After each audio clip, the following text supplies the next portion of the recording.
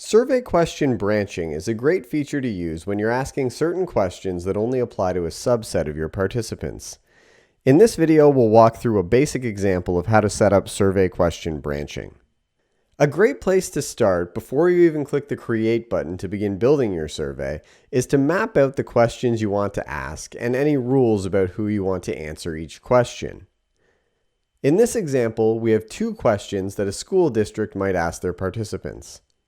In the first question, we're asking participants about their relationship to the district. Are they a parent guardian, a teacher, a student, an administrator, or a community member?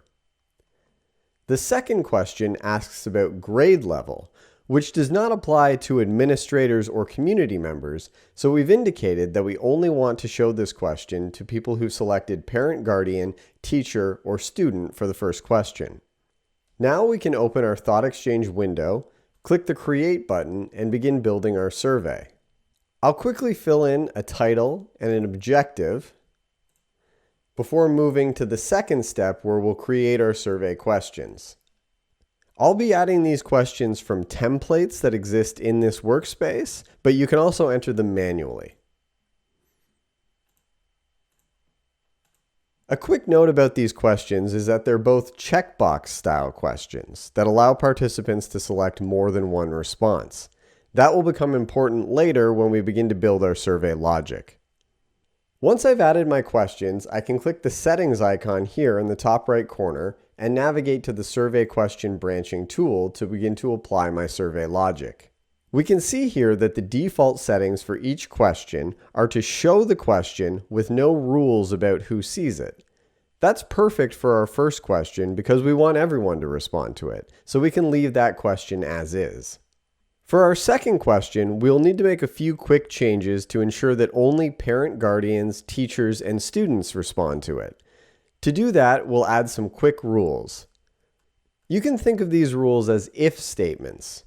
My first rule will be to show the second question if a participant's response to the first question was parent or guardian. If I stopped there, only parent guardians would see this second question.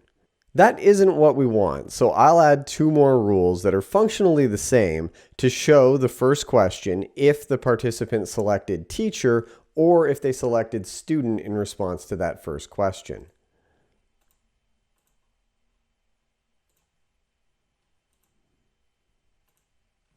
We also want to make sure for this example that we change this AND logic to be OR logic. That way, participants who answered with any of the options we're interested in will see our second question.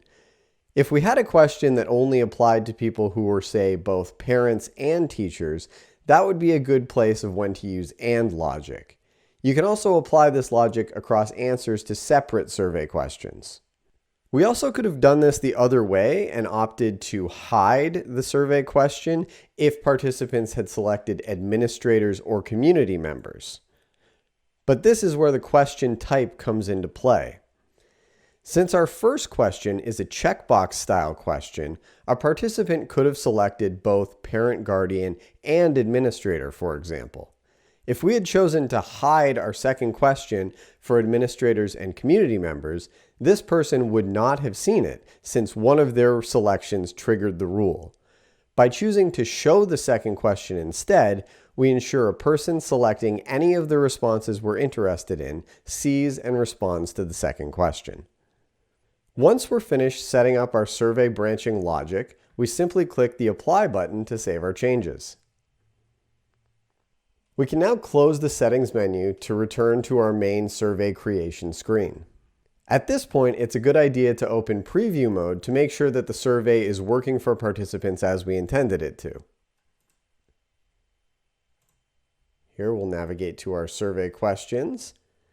So if I'm a parent and an administrator, I should see the second question, which I do. But if I'm just an administrator, I skip the second question and move to the end of the survey. Looks like everything is working here. We can go back and finish creating our survey. And that's a basic overview of how to use survey question branching. We hope you found this video useful. Until next time, happy thought exchanging.